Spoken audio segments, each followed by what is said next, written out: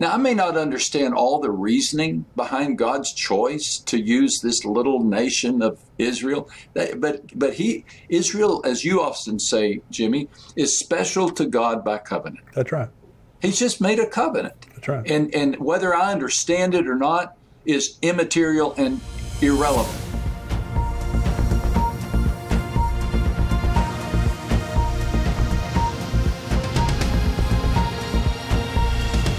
Welcome to the Tipping Point Show. I'm Jimmy Evans. I'm so glad that you're joining me today.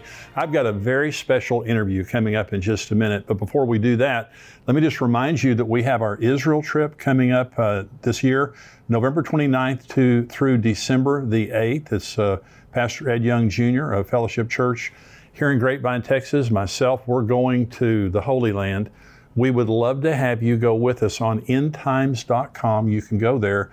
It'll give you all the details there of how you can sign up. We're filling up, and this trip will fill up. So if you're wanting to go and you haven't signed up yet, go on endtimes.com and sign up. We're going to go all through the Holy Land. We were there in December. It's just always such an incredible blessing. And it's really a blessing to be there with other believers. We'll have our expert tour guides. We'll have a number of buses. We'll have expert tour guides on every single bus. Pastor Ed and I will be there teaching at different sites through the Holy Land. And I can't wait to meet a lot of you. You know, I just have really two opportunities through the year to get to meet you guys. One is at our conference that's coming up next September, and I'll be talking about that more next week, but also this Israel trip. I look forward to being able to shake your hand and get to know you and spend some time with you in the Holy Land. So if you're interested in going to Israel with us, endtimes.com, go on there, you get more information and sign up. We'd love to have you join us there. It's a great pleasure today to have my good friend Max Lucado joining me on the show. Max is a teaching minister at Oak Hills Church in San Antonio. He isn't just a best-selling Christian author. Except for the Bible, he is the best-selling Christian author of all times with 92 million of his books in print. I know most of you watching and listening right now have been blessed by Max's books and ministry. But today he's here with me to talk about the end times. Max, welcome to the show. Thank you so much for joining me. Oh, it's great to be with you, Jimmy. You know, I hold you in such high esteem. I love you. And I'm honored and grateful that we have this opportunity for this conversation. Well, I feel the same way about you, Max, and I very much appreciate your friendship and encouragement over the years. You have a gift of being able to communicate truth in such an understandable way. And, you know, people love it, and people love your books, love your teaching, your preaching, your ministry. But you've had a journey that we've talked about concerning the end times. You had a certain view that we call amillennialism, and we talk about it here on endtimes.com. But you've made a progression. Is that right? You've changed your view. Yeah, it is. You know, I'm 68 years old, and for most of my life, I embraced the view of teaching that the Revelation 20 description of the millennium was symbolic. And I was raised in an all millennial church. I attended a college that taught me all millennialism. I have never had a premillennial professor, premillennial pastor, or even been a part of a premillennial class, but little by little over the years, I moved from one point of view to the other and embraced more of a literal view of the millennium. It's really important, though, that I say that I am so grateful to God for my amillennial professors, my amillennial pastors. They taught me about Jesus. They taught me to love Scripture. They inspired me to dig deep into the Word, and also challenged me that when I encountered a teaching that was contrary to what I had been taught, that let not many of you be teachers, for you will be held in higher account. And so be careful. And if you feel the Lord leading you in a direction, then you pursue that. And that's what has happened on 2 or 3 different topics in my life, one of which is end times. And so I'm really grateful to have this chance to explain that journey, talk about that journey with you and your audience. Well, this is the first opportunity I've ever had to really talk to someone who made that progression. Mm-hmm. It seems like in so many cases, people get kind of, stuck in their position and they're not willing to change like you did, which, you know, I have such a great respect for you just in your ministry in general, but being able to say, hey, I can't really support this position that I was raised with. You know, biblically, I honor my past and my tradition, the people who, you know, were there, but I'm gonna make this progression over here. Let's talk about just kind of defining terms here for just a minute. Define amillennialism, what you mean when you say that. Amillennialists look at the description of the 1,000-year reign of Christ as portrayed in Revelation chapter 20 as a time in which we're living now. Right. That Christ is reigning now. That we are experiencing the millennium currently, that we're in that golden age right now. And I'm sure there are a variety of reasons for that. What I was taught is to be very careful about any literal interpretation of end times teaching. And consequently, when Jesus speaks about the tribulation in the Olivet Discourse, or the Apostle John talks about the millennium in Revelation 20, those are symbols. Those are metaphors. I get that. I understand that. But one of the reasons that I changed has to do with what I think is a healthier approach to end times teaching. And I think we'll talk about that here in just a second. But amillennialism leans towards symbolic, correct? You'd understand this more than anyone, and that we're in that time right now. Yeah.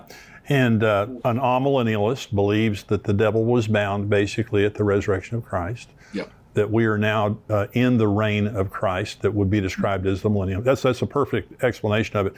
Premillennialism is what you now espouse. Is that correct? That's absolutely correct. Yeah. And, you know, there's some huge ramifications for this. Mainly, we want to be as biblical as possible while holding everyone in mutual respect. Right.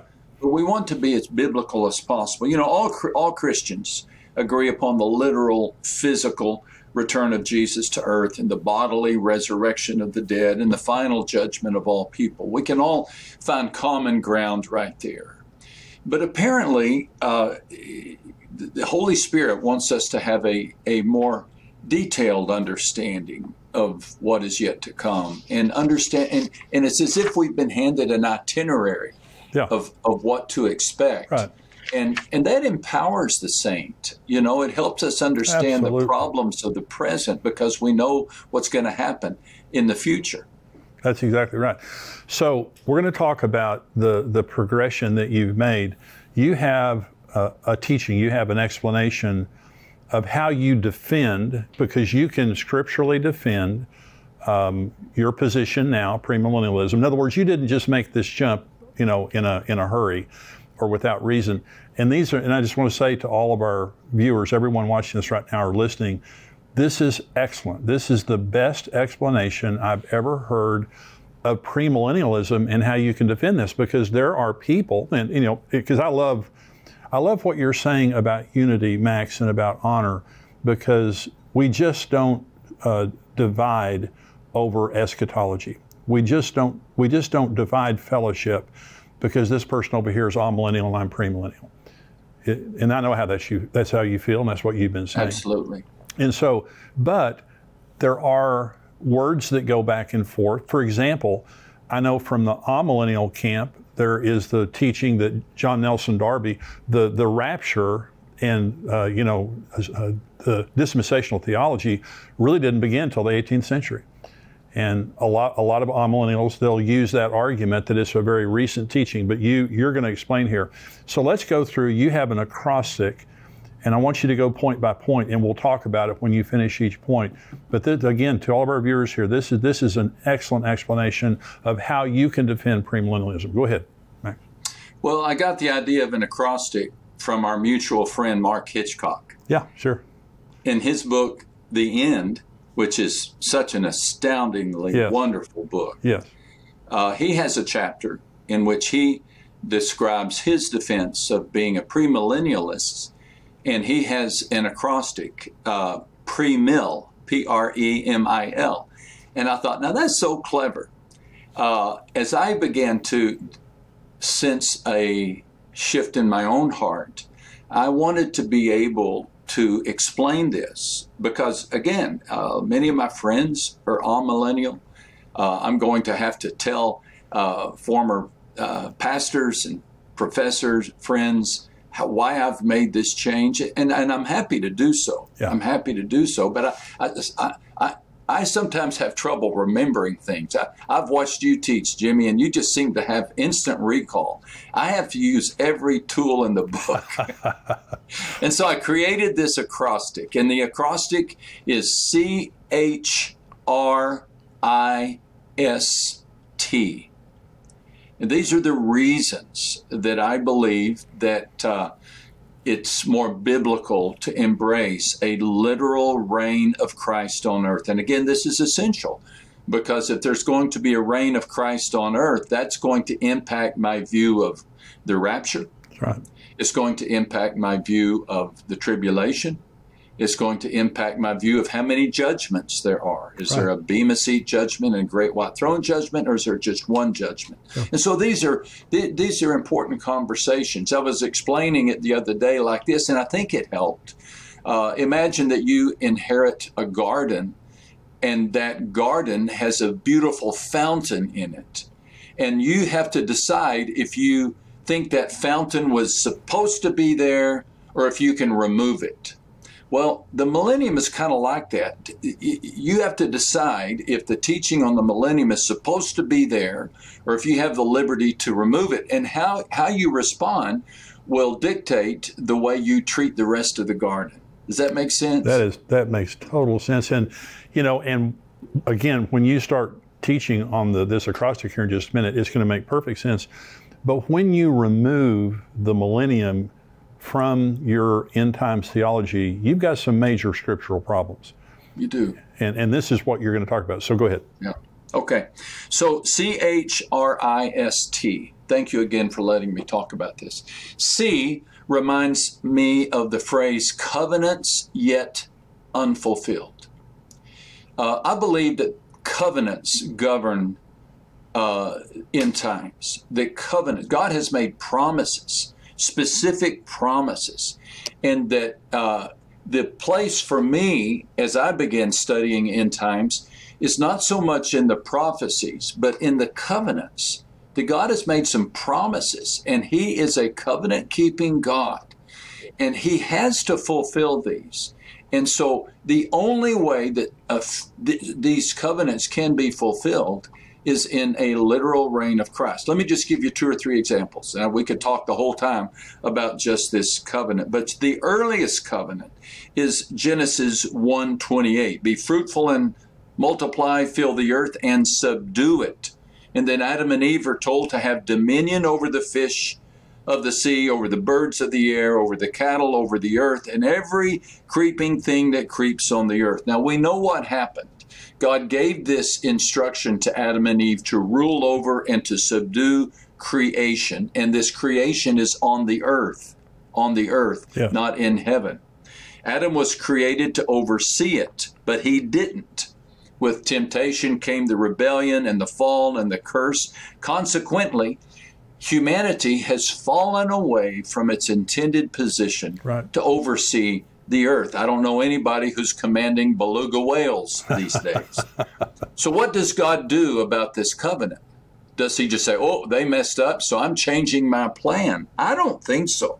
I think the gifts and calling of God are irrevocable. In our lives, we have to change horses in the middle of the stream, but God doesn't. God doesn't. And the way this covenant will be fulfilled, or one way it'll be fulfilled, is a time in which we will reign with Him. As 2 Timothy 2:12 says, we will reign with Him. A fulfilled covenant demands that there be a time in which we reign with Christ on the earth, and we subdue creation. We don't oppress creation, but we oversee creation. That's just one example of a covenant yet unfilled. Then the other covenant that's especially important, although I have about 4 or 5 here, but the other covenant is the promise of God to Abraham about Israel. Blessings to Abraham for his life, the blessing of many descendants for Abraham, and then most of all, the guarantee of a specific piece of land forever. Genesis 15 and verse 18. God said, to your descendants, I will give this land. Now, this land includes modern-day Israel, plus parts of Egypt and Syria and Lebanon and Iraq.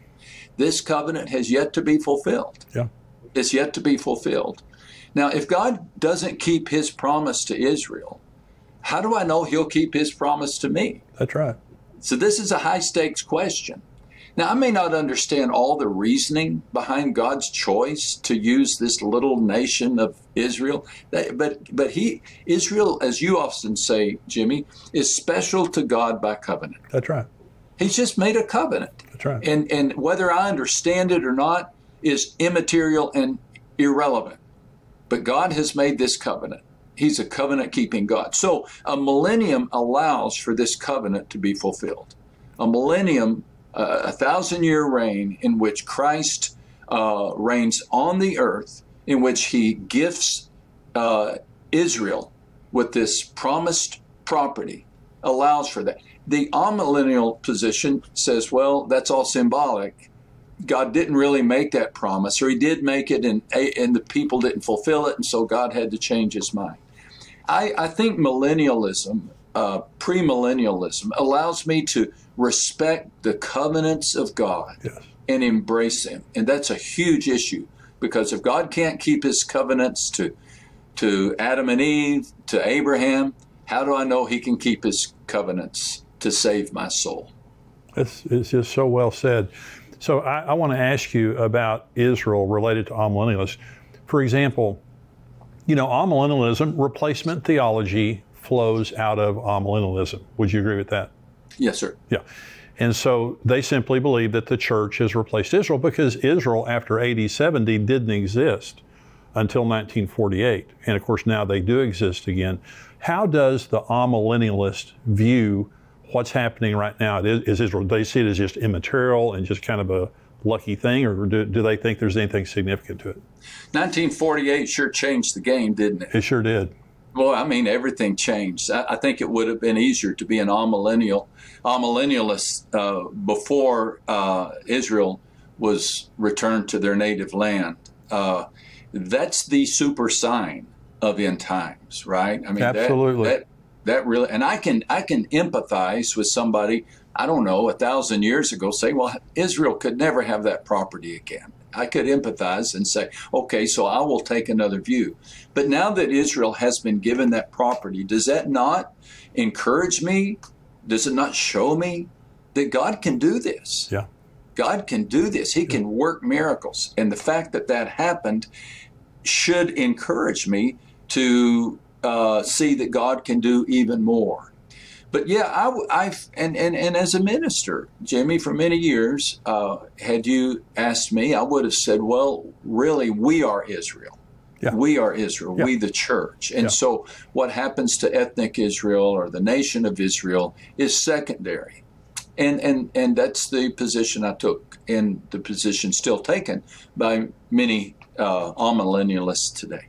Do you think that amillennialism necessarily breeds anti-Semitism? Because I know you've never been anti-Semitic, but there are, I heard, and let me just say, I heard a very well-known leader in the Christian leader say one time that Israel is an armpit of a nation in the Middle East that means nothing.